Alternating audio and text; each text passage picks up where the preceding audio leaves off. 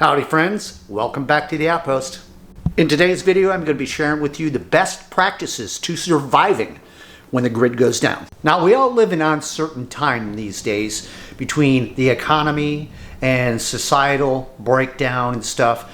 This is why I'm putting this video out, because I believe it's very, very important that you as an individual or your family and loved ones have a plan set in place to give you the best opportunity to survive when the worst hits. All right, that being said, let's break this down into the top priorities when it comes to surviving societal collapse. 1, shelter. Now, most of us these days, we live in a modern age, all have the comfort of either living in a home, owning their own home, their property, a ranch, a mobile home, an apartment, a condo, you name it, and stuff like that. But what happens if the grid goes down? We got no electricity, there's no running water, no internet, no nothing. The grocery stores are closed, everything is closed, and you're stuck in a shell of your shelter. Over 75% of people that live in the United States these days live in residential areas, urban areas, towns, cities, neighborhoods and stuff. And as much as you may feel protected and have the resources you need to get by in hard times, you're wrong. An astounding percentage of people that live in these urban areas rely heavily on government facilities such as the water plants, the electrical, internet, grocery stores, gas stations. And the first thing they're going to be doing is crying to these officials about getting their services back together.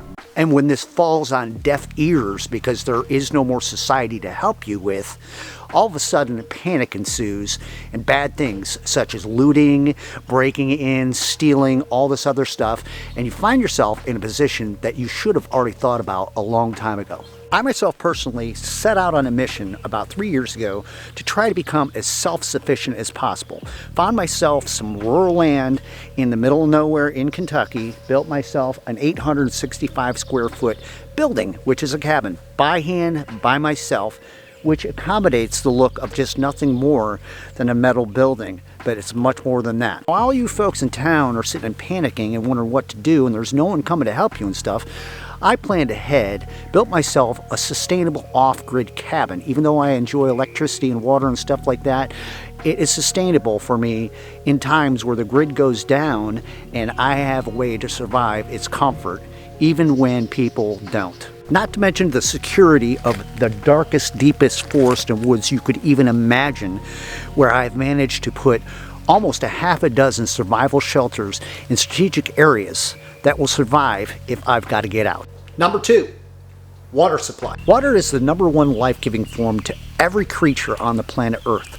Most people after an hour without water in their home start freaking out. They can't wash their dishes, can't do laundry, and most of all, they can't flush a toilet or take a shower. And if municipalities are without any kind of resources and energy to run the pumps and stuff like that, now what are you going to do about water? Folks live in rural areas that rely on well systems. How are you going to provide energy to keep those pumps running to extract the water up out of the ground? Rainwater collection, rain barrels. Systems that will work time and time and true again.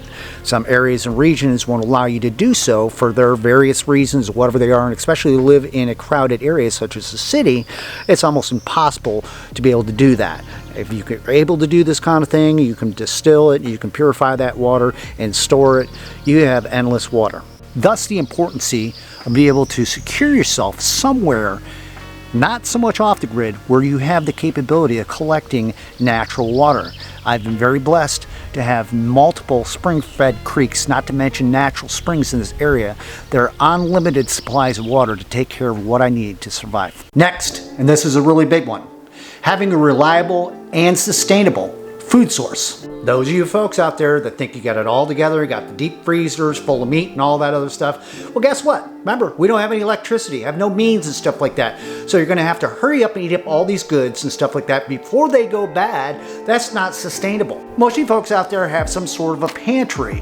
When was the last time, ask yourself honestly, you went through your pantry or pantries and actually looked at all the stuff, rotated your stock just to find out that you didn't really have anything that was going to be sustainable enough to last you for the long haul. I myself personally have 3 fully stocked pantries just in the cabin itself.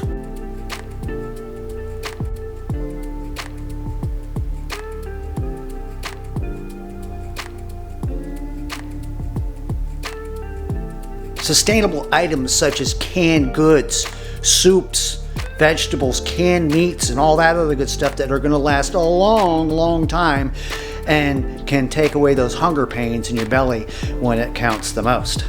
Other must-have sustainable products for your pantry, such as rice, oatmeal, instant potatoes, and ramen noodles, require nothing more than water and heat. Very essential items that are sustainable to your pantry: flour, oils, seasoning, bouillon cubes, sweeteners, sauces, and broths. One of the highest sustainabilities to survival is growing your own food and having a garden. And picking things to grow in your garden that will sustain you on these products for life if processed right, collecting the seeds for next year's harvest. Things such as corn, peas, cucumbers, and potatoes.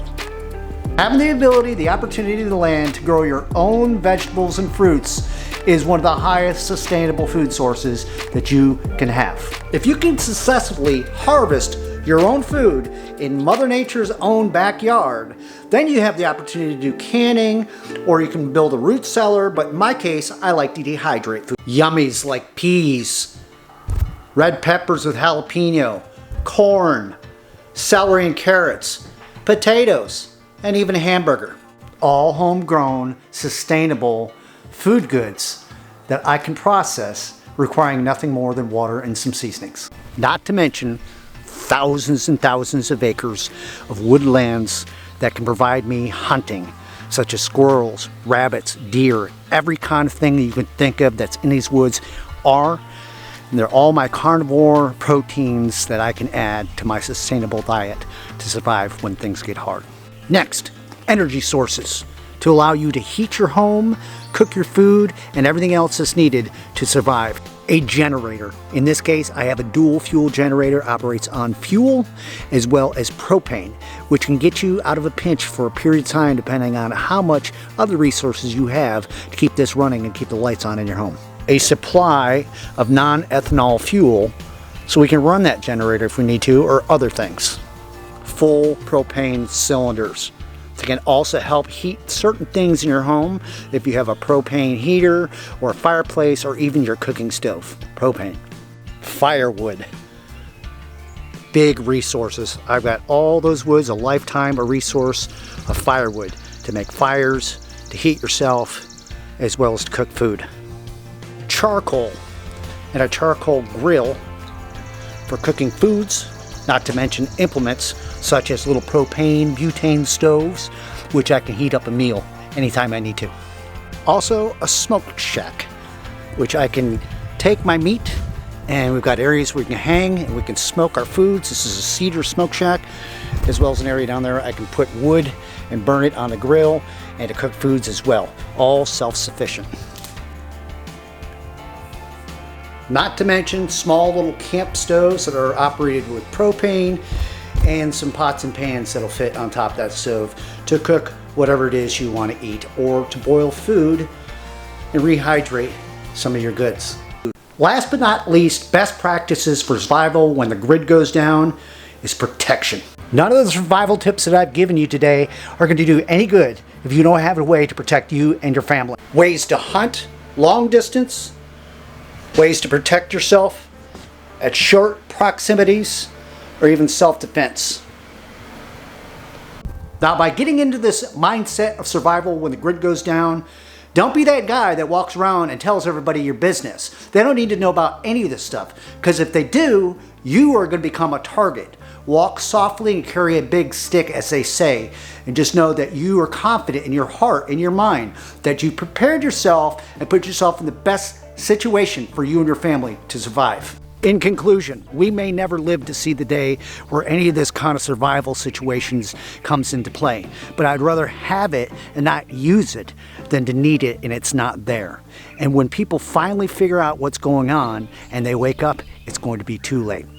Got any comments, questions? Leave them down below. Until next time, I'll see you on the Outpost.